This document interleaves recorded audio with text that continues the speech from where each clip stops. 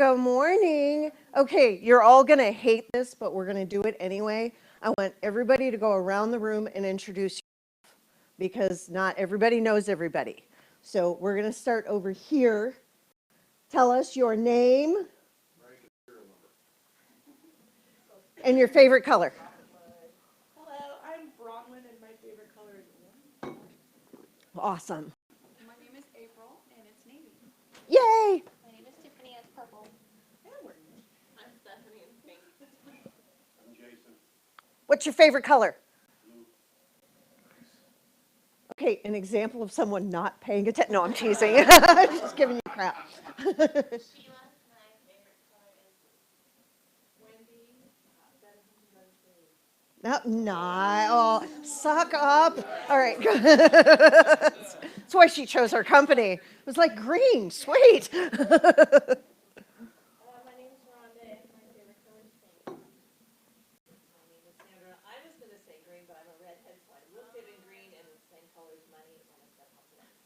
That works for me. All right. My name is Jake. My favorite color is green. Tanya and it's purple all day long. There you go. Me? Oh, my name's Chris. My favorite color, I'm gonna have to say my favorite color, it truly is probably green. It really is, It yeah. really is. It really is. Sir, in the back, your name and your favorite color, please. My name is George. I used to swing in the jungle, Nice. so I do like green. Very nice. Yellow for the banana. Yellow for the banana. My name is Brenda, and my favorite color is 9. Just kidding. My favorite color is purple. Anybody who knows me knows I'm nowhere without a purple pen. My favorite color is the number 9. Okay. Today we're going to talk about process. I appreciate you doing that. I know you all hated it, but not everybody knows one another. And one of the things that we like to do, we are kind of like a big family. If you are very new to our arena, I'm like the crazy aunt with the really big red lipstick that kisses you and makes the lip print on you. And even though you hate it, I do it anyway. That's me. Today we're going to talk about. You don't have to be the creepy uncle. Come sit on my lap, little girl. No, he's the creepy uncle. He's the awesome brother, is what Chris is. All right, what we're going to talk about today is prospecting. How many people in this room love to prospect? It is like what you wake up for every morning. You cannot wait to talk to new people, do new things. It is awesome. All right, we're all starting with honesty. I appreciate that. No one loves to prospect. Prospecting is like being the fat kid at volleyball. You get picked last, you get overlooked. Trust me, I was a fat kid at volleyball. I know how this feels. Every once in a while, somebody will tag you because they feel sorry for you, and you're standing back going, man, I have so much to offer, I just don't know how to say it. I am going to show you how to get picked first. I'm going to show you how to turn prospects into clients. So, how many people have been in the business more than a year? More than 6 months? More than 3 months? Awesome. Okay. Just want to make sure. Here's what happens with real estate. Real estate is like a roller coaster. When you're newer in the business, you get a deal and you feel great. You allow that deal to take up 24 hours a day, 7 days a week, every single moment of your world. I'm sorry, my phone's beeping. All right, so you are flying high and it closes and you get a paycheck. And then you realize you have nothing else to do, so you are free falling, panicked, scared to death that you're not going to have another deal ever. You prospect like crazy and you get another deal. And then you allow that deal to take up so much of your time, 24/7, 365, that you do absolutely nothing except work on that deal to go to closing. But you're feeling good. You closes and you have absolutely nothing, so you go crazy. Now, as you get more in the business, maybe this upward climb is 2, 3, 5, maybe it's 10 deals. But what happens with each and every one of us is as we get busy with current business, we forget to get new business. So when that current business is over, we free fall and have to get new business. And this is the real estate roller coaster. I'm going to tell you that probably 90% of the agents out there live on the roller coaster. I grew up in it. I hated every freaking minute of it.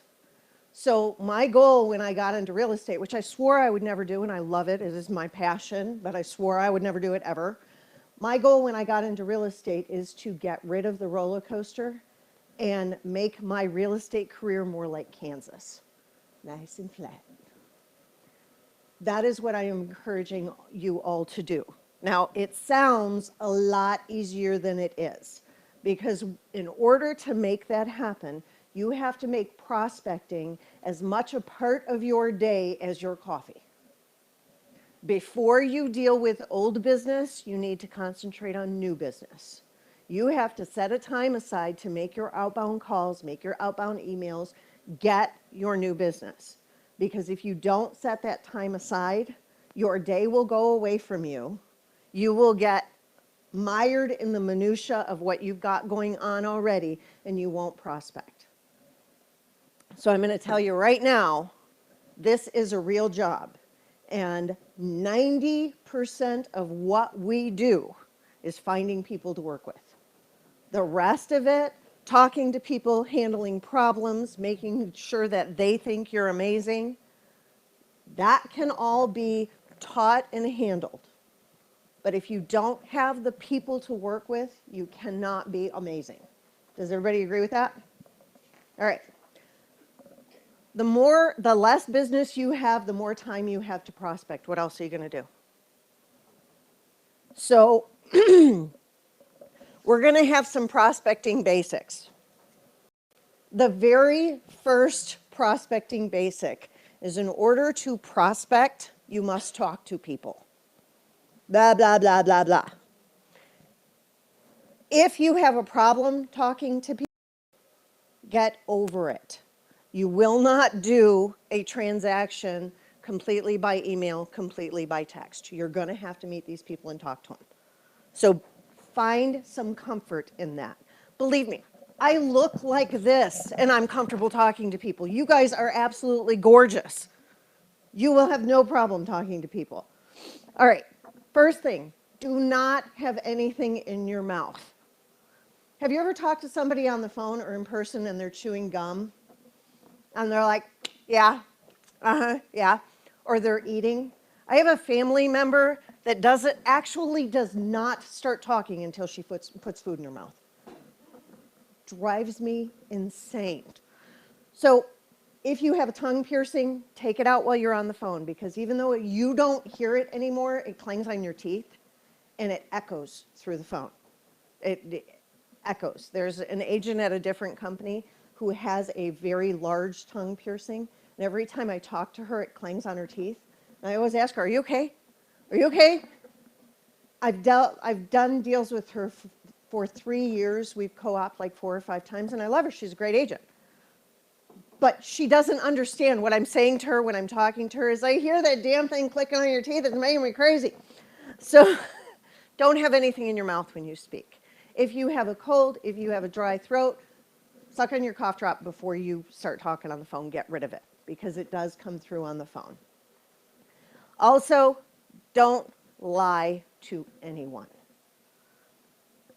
And human nature, this is probably the hardest thing, especially if you're newer.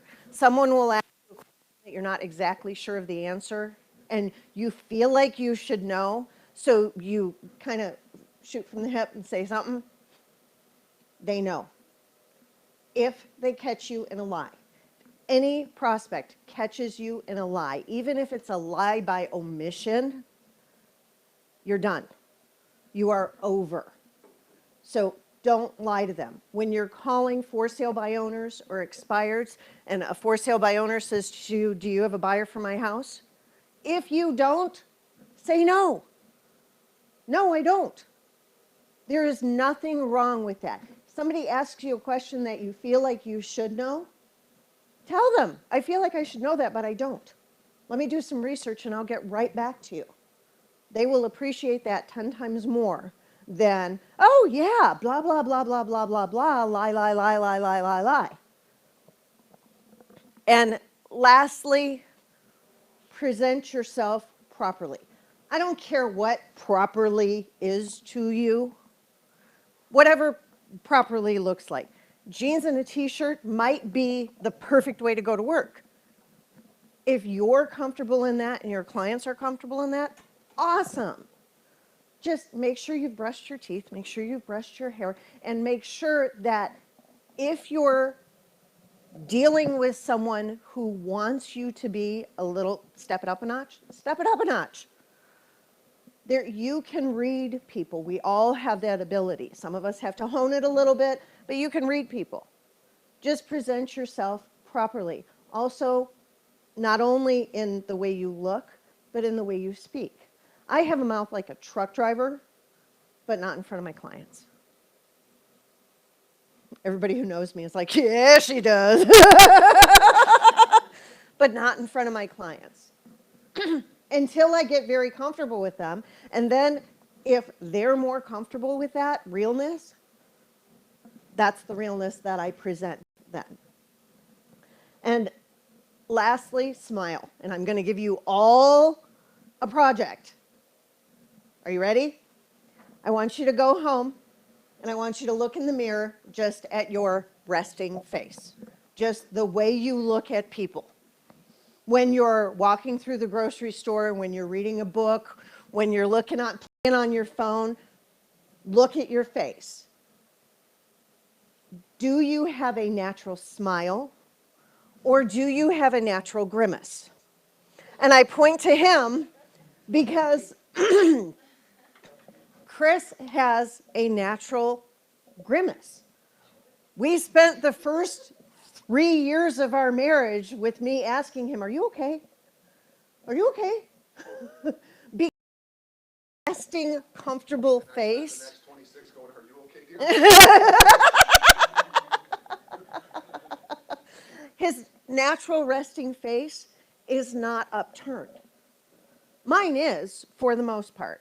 As I get older, gravity's horrible, but for the most part, my resting face is pretty welcoming. If your resting face is not welcoming, you need to do something to be aware when you're on stage. In other words, when you're practicing real estate, which is always, be conscious of how your face is and get the grimace off so that you're more approachable. Another really, and you guys are going to think I'm crazy, another really, really important thing, get a name tag and wear it everywhere. Everywhere. I have gotten business from Quick Trip. Sir? We had an agent that got a referral in the cell in the airport on the way to Fusion because she had a name tag on it. This is no joke. Wear your name tag. Get one that you like. Mine has bling. I would have done it in purple if I could have. Mine has bling. Get one that you like. This, I believe I paid $28 for this. I wear it like a piece of jewelry. I put it on in the morning and don't take it off until night. Wear it everywhere. I'm going to throw in a piece of color commentary. Please. You know, Brenda, if any of you have seen her carry that little purse that she carried, well, until she got her new one, but she carried that little tactical-looking pursey bag thing, and it had the Velcro on the front. She went online, and for $4, she ordered 2 Velcro sticky things that said, ask me about real estate. She would carry that around on her purse, much tying into the name tag thing. But I can't tell you how many times people would literally look at her and go, okay, what about real estate?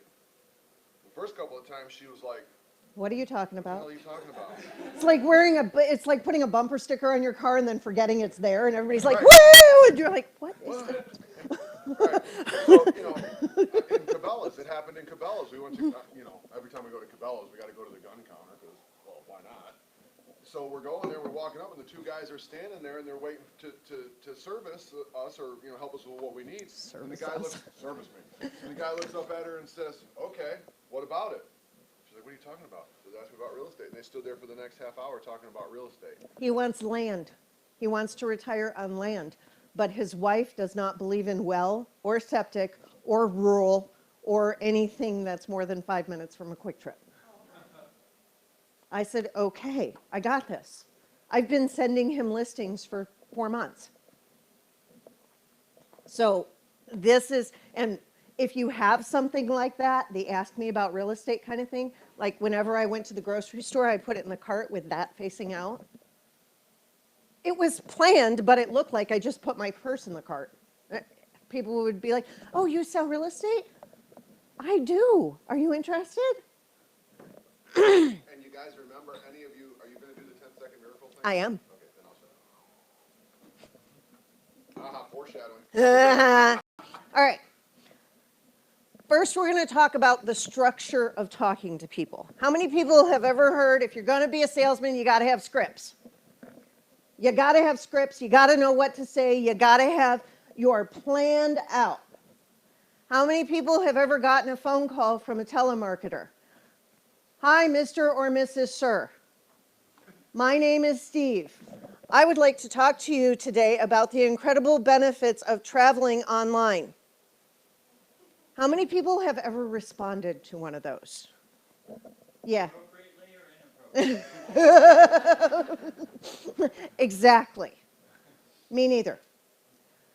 I don't believe in scripts because scripts are 1970.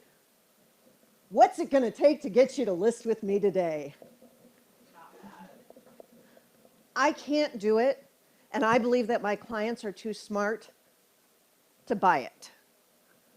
What I believe in is guided conversation.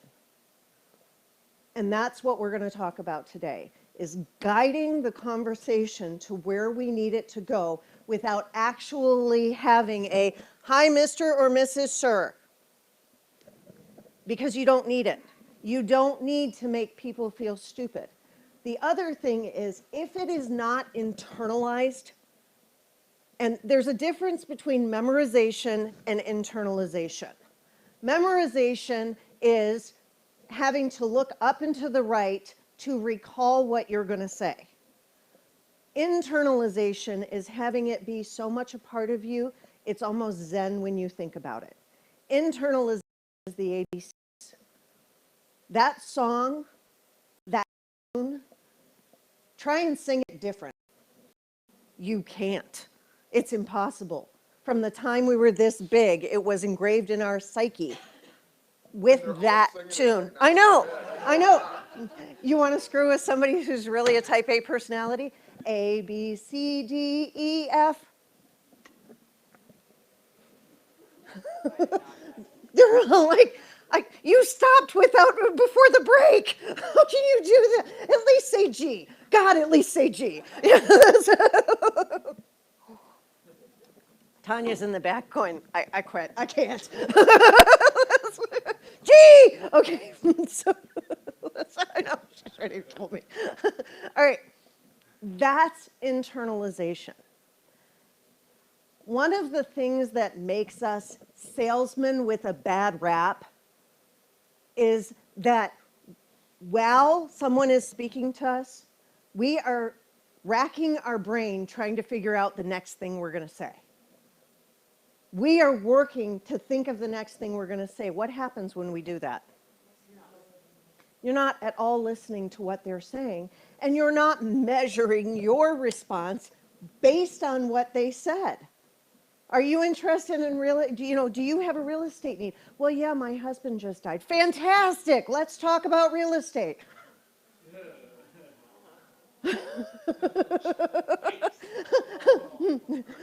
I was taught in sales school that you answer everything with a great or a fantastic, dang it. So, it happens. So when you're talking to people, we need guided conversation. Now, there's open-ended questions and dead-ended questions. Open-ended questions are questions that cannot be answered with a yes or a no. They are things that get them talking. The key to open-ended questions is that you really care what they're going to answer. If you've ever taken any kind of salesmanship classes that are old, they will tell you you ask a question to get to the next question. You ask a question, they give you an answer, you ask another question. I'm going to tell you, you ask a question to get an answer. Not to get to the next question, to get an answer. So if you call an expired listing, the most important question you want to ask them is, why do you think your home failed to sell? And we're going to get into why that is. But is that a yes or no question? No. Does that really give you an idea of where their head's at? Yeah, because it's their opinion why their home didn't sell. So we've got open-ended questions and dead-ended questions. Open-ended questions are those questions that can't be answered with a yes or a no and are designed to help you open that client up, that person up, so that you can find out what their problem is. We only have jobs because people have problems.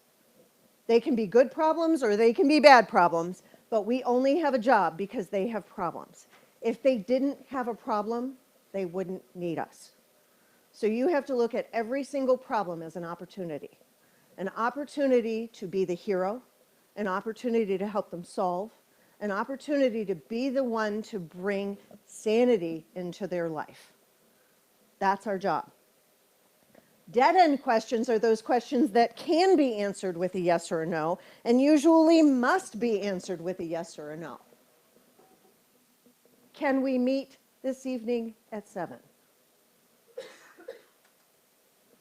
Are you ready to get the ball rolling? Can I begin marketing your home? Would you allow me to represent your best interest? Those are dead-end questions that seal in 80s vernacular, they seal the deal. You find out exactly where their thought process is. If the answer is an affirmative, getting you what you wanted, yes, you can have the appointment, yes, you can represent me, yes, we are together as a team, you're golden. If the answer is no, they have a problem that you haven't solved. They have a problem that they don't feel you're capable of solving. So the next question is, why? What are your concerns? Let's talk about them. When you're talking to people, I don't care if you're talking to them through text. I don't care if you're talking to them through or if you're actually speaking to them over the phone or in person. There is a structure to it. There is always an opening. Hi, good morning, howdy, what up? I don't care what it is, there is always an opening. Greg and I had this conversation about 3 years ago. He would walk in the door and start talking. I still do, I just try to be polite when I'm around you, Brian. I know, and I think I'm the only person he says hello to. Because he would start talking and I would stand there and let him finish and then I would say, hi, Greg. And he would be like, hello. Okay, now let's talk about what you want to talk about. There is an opening. It is the breakdown. I don't care if you say good morning. I don't care if you say what's up. I don't care how you say it, but it is the courteous opening. And then there's a reason. You are never talking to someone. Yes, go ahead. I'm just going to pitch in. Please. You guys all know me. I talk to most of you all the time. You guys probably recognize my voice. But every time I call you guys, I always say, hey, Tanya, hey, Sandra, this is Chris from the West Office. This is Chris, or whatever. I always give that hello, that acknowledgement of you, and tell you who I am, just to make sure. No, I can't assume as the caller you know who I am, even though you guys probably recognize the voice. or have caller ID. The other thing, and okay, one thing you need to know about you if you've ever taken one of my classes, when I get off the lesson plan, but I need to tell you something important or a personal story, I step to the left. I can't explain it.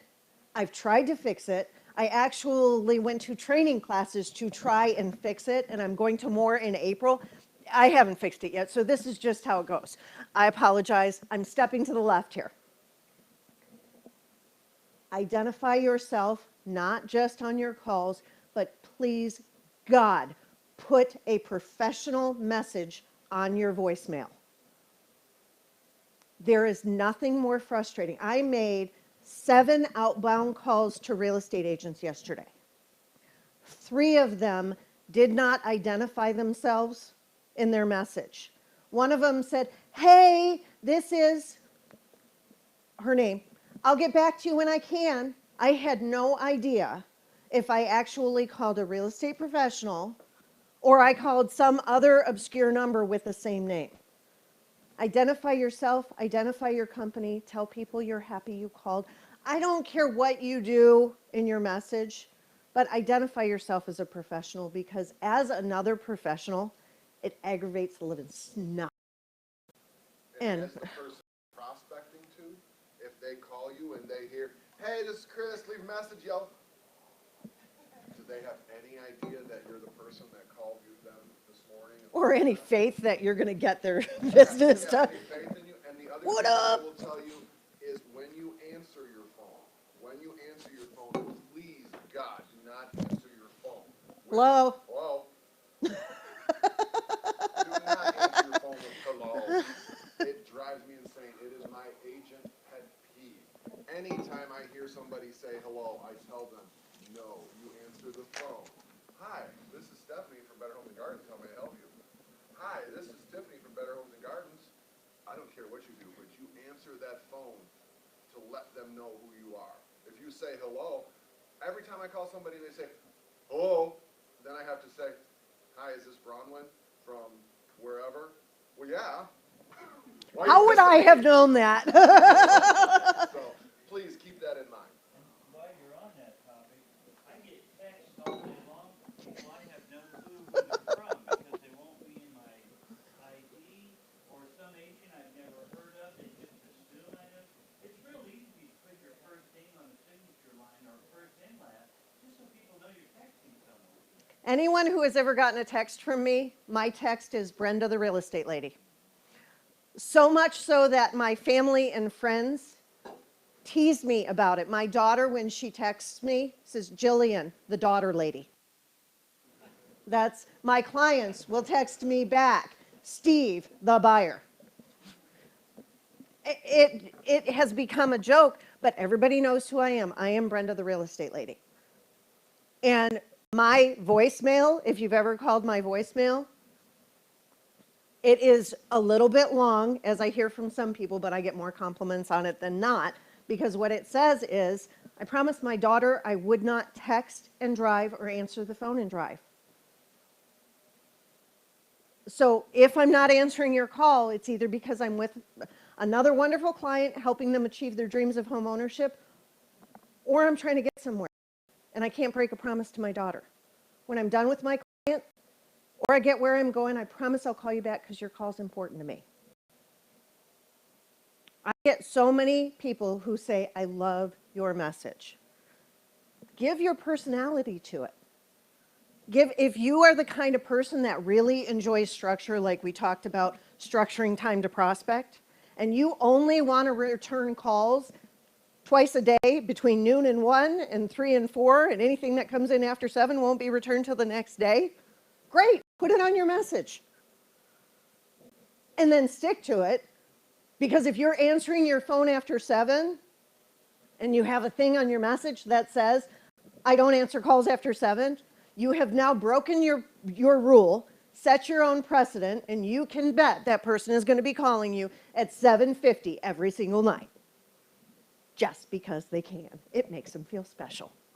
Because you answer the phone for them, and they believe you don't answer the phone for anybody else. All right. So when you call, you've got the opening, you've got the reason. Whatever that reason is just fine. I cannot do small talk. It's not my thing.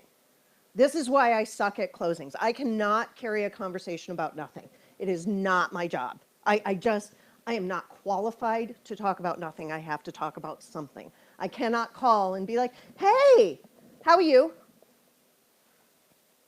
Great. What's going on? I just suck at it. I can't. I have my mother-in-law can't sell real estate to save her soul. She tried it. She hated it. But she can talk to a wrong number for 30 or 45 minutes. I have to have a reason. So when you call, you've got the open, you've got the reason, and you've got the close. The close is just like the open. It is respect. It is goodbye. It is thank you. It is, see, the habit that I've gotten into is reiterating whatever we said. If I get an appointment and we're done talking, my close is fantastic. I will see you Tuesday at 7:30 at this address. Have a wonderful day. Done. But you've got the opening, the reason, and the close. And also when you're prospecting, and especially when you're doing expireds and whatnot, or FSBOs, you're going to get a lot of, well, why don't you call me back in a week? Why don't you call me back in a month? When the school year ends, then we're going to get back on the market or whatever. So when that happens, again, a good close is reiterating what they said. All right, then I'll call you, just to make sure I'll call you back in a month. I'll call you back when school is over.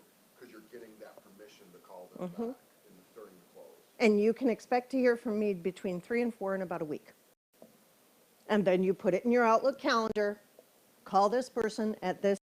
Now, when Chris and I got into real estate, we had 3 months worth of bills in the bank, 0 prospects, because our family was in real estate, so we weren't getting any family. 0 prospects, 3 months worth of bills in the bank, and no earthly idea what we were going to do. So fear keeps you alive sometimes. And we both quit our jobs. We both quit our jobs. I mean, quit our jobs cold turkey and jumped in. So we had literally about 45 days to make a paycheck, because it takes 45 days to put a deal together, because it takes 45 days to get paid after that. So we had a very short amount of time. And we had more time than money. So my prospecting follow-up CRM system, an Excel spreadsheet, and a handwritten calendar. When we got a little more advanced, it was an Excel spreadsheet and an electronic calendar, as soon as I figured out how to share it, because that was a trick on its own. But somebody would tell me to come back, went right in my Outlook. Do this with their phone number, the notes, their name, everything. Now, I'm going to tell you guys the sad, sick, inconvenient truth. 20 years later, I could now afford a prospecting program, but I am so used to this one. I suck. I still use an Excel spreadsheet and my Outlook calendar. Well, she's getting Zap now. I'm working on Zap now, but you guys, it doesn't take a lot of money to make this. You will hear from everyone. You will get phone calls. People buy the list from the MLS, and we'll start calling you, telling you that there are a million different programs that you cannot live without if you're going to sell real estate. A pen and a piece of paper will get you there. An email and an Outlook calendar and an Excel spreadsheet will totally get you there. Is it the most efficient and effective? Maybe not. But will it do it for nothing? Yeah, it will. So I've got some great news for you. You only need to talk to 7 types of people. You only need to communicate with 7 types of people, and you will have more business than you ever needed. You ready? Anyone over 18? Anyone who breathes? No, I'm teasing. Okay. You've got your circle of influence. These are the people that you know and like. For sale by owners. These are the people who you already know have a need and are screwing it up on their own. You've got expired listings. These are the folks that gave it a shot and failed. Cold leads, whatever those look like, internet leads, line calls, open house guests, those kind of things. These are the folks you cultivate in the hopes that one day they'll. Your current clients, people that you are currently working with, and social media. Does anyone in this room not have a social media account? You do. You can't even do that anymore because he's on Twitter. He's still just an egg or whatever, but he's still on Twitter. He's on Twitter. I'm not even on Twitter. I saw him right on our Facebook that he liked our lunch that we had. So That's right. I know, right? 3 or 4 months, he makes a post. I will post once every 3 or 4 months. Look for it. It'll be a test. All right. Your circle of influence, the people that you know and like right now, are your best source of business. Now, I am going to stand up here as a complete hypocrite because I am going to tell you that I have the hardest time talking to my circle of influence. It is damn near impossible for me to pick up the phone and call someone that I know and love. You know why? Because I don't want to be the annoying friend. I don't want to be the one that calls up and says, hey, I'm just calling to see if you have a real estate need or know someone who has a real estate need, because I feel like a schmuck. So guess what I found out? You do not have to talk about real estate when you call them. You still have to have a reason because, like I said, I am not good at small talk. Ever. It's just not my thing. But you have to have a reason to call them. You call them up and say, hey, did you see in your town of Derby that they're having that giant free art display at High Park? I don't know if you guys are going to be there, but I was thinking about bringing Jill. If we see you there, I would love it. Reason for calling, you never mention real estate, but you get off the phone and then you send them a card that says, hope to see you at the art thing. Don't forget I sell real estate. Throw your business card in there and ship it. You never talked about real estate with them. You weren't the annoying friend. Most of the time, after you do that 2 or 3 times, when you call them and say, hey, did you know that you can fight your taxes? They say, how's real estate going? Because you ask them about their job, they talk about their job, they'll talk about your job. It's the darndest thing.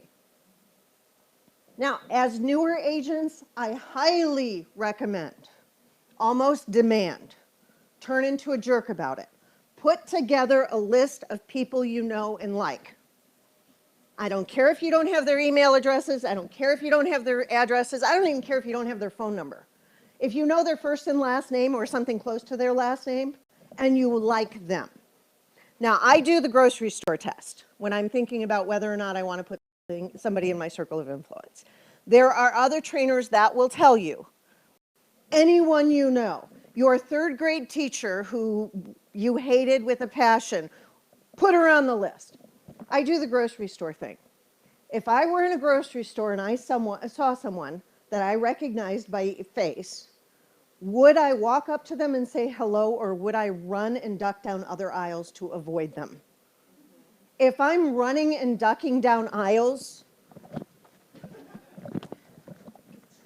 why in the world would I put them on my list? I don't want to have a 2-minute conversation with them. I sure as heck don't want to walk them through the most stressful thing they're ever going to do in their life.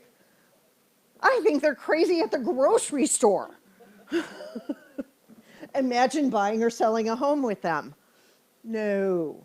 So my thing is, if you have someone that you like and you know, put them on the list. Make the list of all these people, first and last names.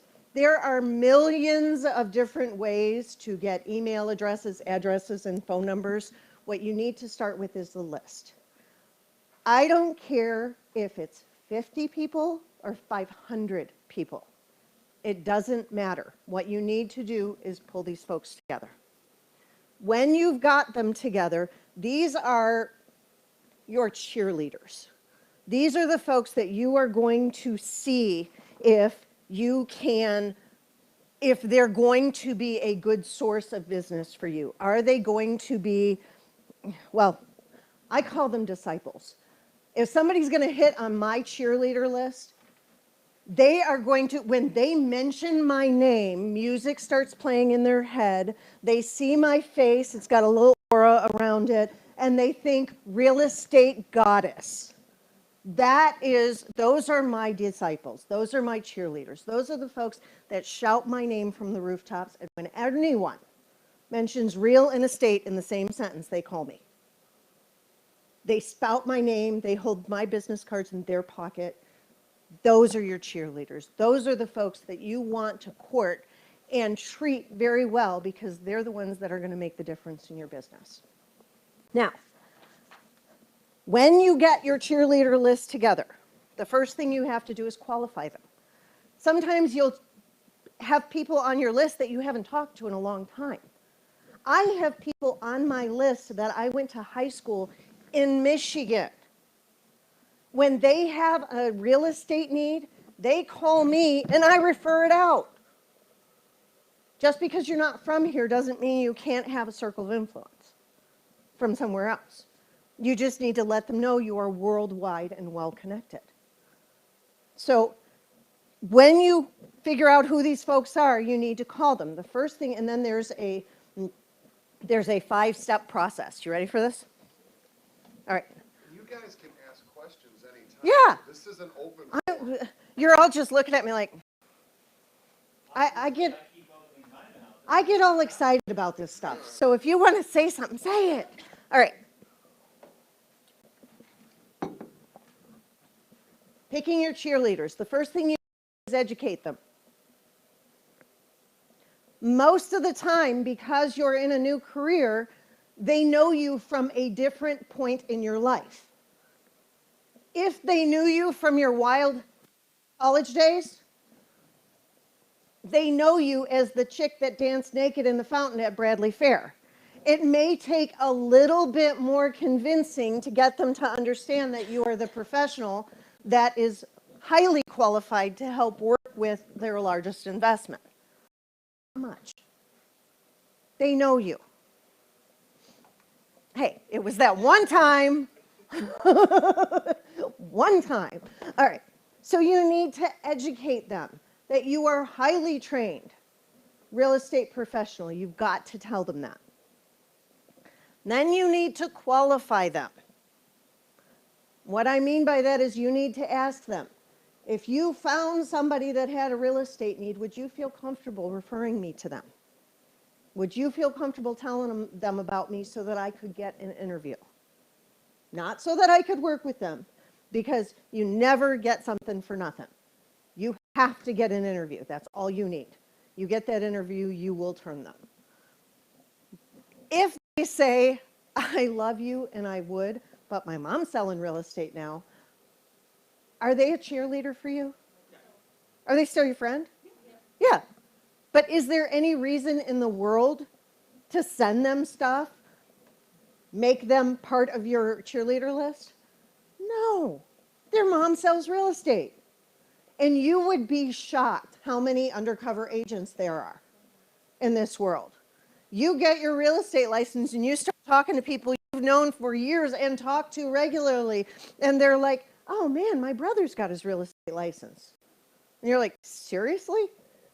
Your brother has his real estate license? I've talked to you 86 times in the last 300 days and you've never said a word?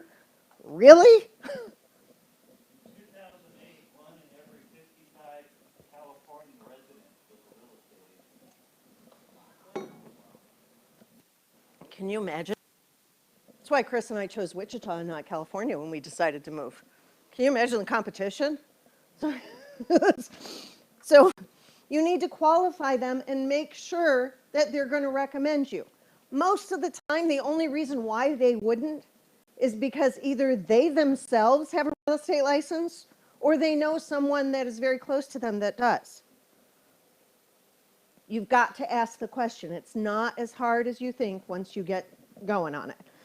Then you need to ask permission to keep in touch. It is very important that you do this. Do you mind if I call you 3 or 4 times a year just to tell you what's going on in the real estate world and if there's anything that's going to affect you as a homeowner or a renter? Do you mind if I give you a call? If they're your friends and they know you, they'd be like, "Don't call me more than 4 times a year." You got to ask permission. Next, you need to profile them. Get their information. They now know the most important thing about you. You're selling real estate. You need to know their spouses' names, their kids' names, their dogs' names. But you're gonna know most of the stuff anyway. Well, you know, these are the people like your hairdresser. If you love your hairdresser, you may not know those things. But you need to know, get the answers to these questions, because what you want to do with your cheerleaders is you want to embed yourself in their lives. You want to be their friend and their real estate agent. I love it now when I go to places and people introduce me as their friend, the real estate agent. That's how, I'm Brenda, the real estate lady. That's how they introduce me. You can't beat that, because now you've just made a new contact for somebody who associates my face with real estate. So you've got to profile them. The reason why you want to get all of that information is because with social media now, it is so easy to embed yourself in people's lives. It's like creepy easy when you think about it. I have a 10-year-old daughter, so everything now is creepy to me because she's discovered boys. I'm a little freaked out. So it's creepy. You know, people always post on Facebook, their dog threw up, their dog ate something funny, their kid is doing a play, they stubbed their toe. I have a friend who I helped sell her house and they recently moved out of state. Every single time her child has anything, oatmeal for breakfast, pizza for dinner, she's got 3 children, she posts it on Facebook. Creepiest, craziest thing. I don't know why I need to be that involved in her life, but I am. And I respond to 9 out of 10 of them. Pizza, I love pizza. They should have it for breakfast. So you want to, and then lastly, the 5th step, shift happens. If you have to delete them, if you have to shift them off your cheerleader list, for whatever reason, delete them. It's fine. You and your best friend have a falling out, stop sending them things. It's only going in the garbage. So make sure, and this list updates constantly.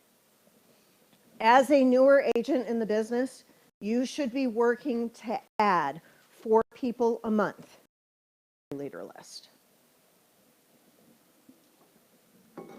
Does anybody have any questions? Days? Not so much a question, but are you, is this a good time to talk about the announcement letters? Or are you going to do that in a minute? No, go for it. Yeah, now. So most of you have heard our spiel of announcement letters. Some of you haven't sent them yet, I get it. But a lot of what Brenda was talking about, you can address in announcement letters. Hey, I'm in the business now, you guys know me, I'll contact you in the future, you know, all of those things. And we do have some stuff online in the greenhouse to help you guys writing your letters if you haven't done your announcement letters yet. De-dorked letters is what they're called. You can read them and get ideas. I wouldn't copy them verbatim, but they're good to get ideas from. So you can help, that can help you write it. But a lot of stuff Brenda was talking about, you put in the announcement letters, and then you keep rolling on that with your every month letter that you're going to be sending to these people, cheerleaders and circle of influence on a whole. Mm-hmm. So there is that resource, but a lot of it you can take care of in the letter. There are 3 ways to contact people. Verbally, whether it be over the phone or in person, by snail mail, you put a stamp on it, or over the internet. Those are the only ways we communicate. Do you agree with that? Okay. Whether you're responding to a Facebook post, you're texting, you're emailing, you're tweeting, those are all over the internet.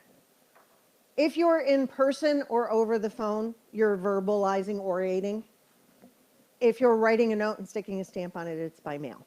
There's no other way to communicate that I know of that is generally accepted in our, yeah. There you go. Smoke signals. One for yes, two for no. Anybody who saw scanners in the 80s, That was cool. awesome. That's so when you're doing that kind of communication, you choose the way you want to communicate, but you need to do all of it. You cannot send something through the mail once a month and call it done and believe that these people are actually accepting you into their lives. It doesn't happen. You have got to communicate all ways. Now, a monthly newsletter, I call it a newsletter. I don't care if you do a letter, a newspaper, I don't care what you do. I have examples of mine.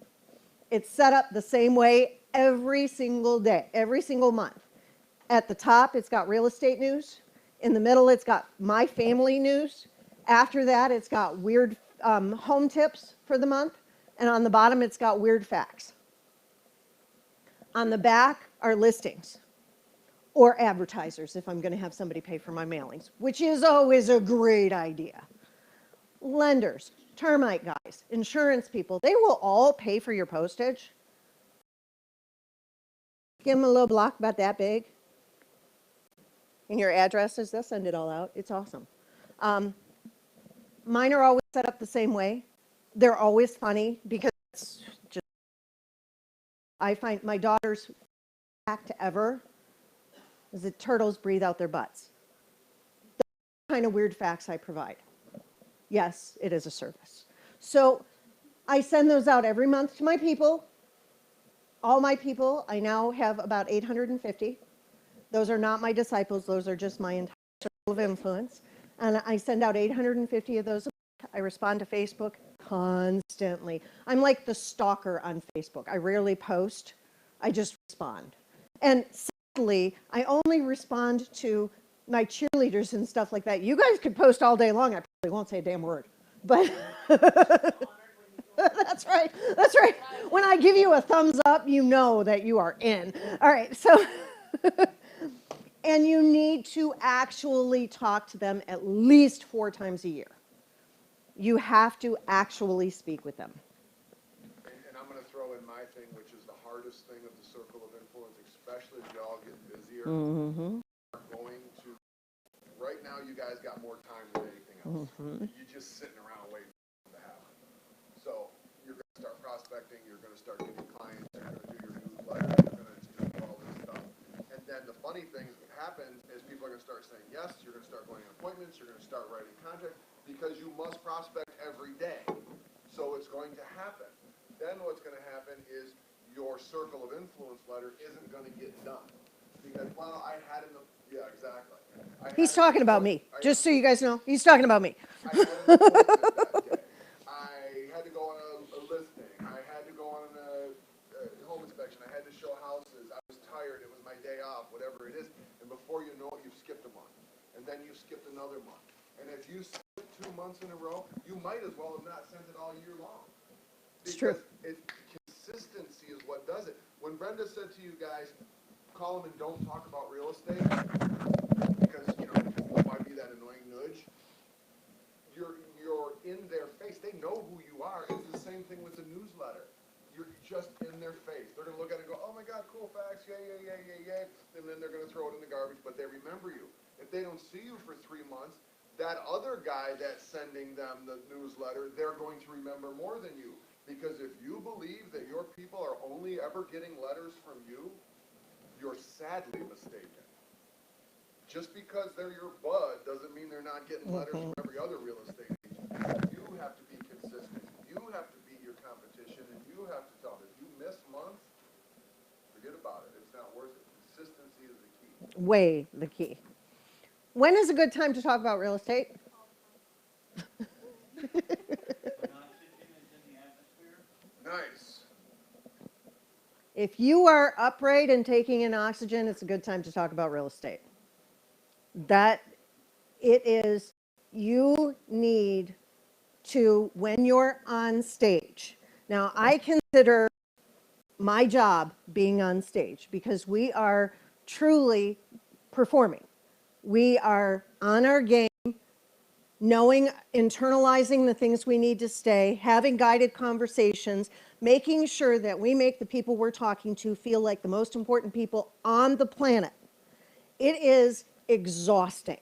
When you are on, you are on.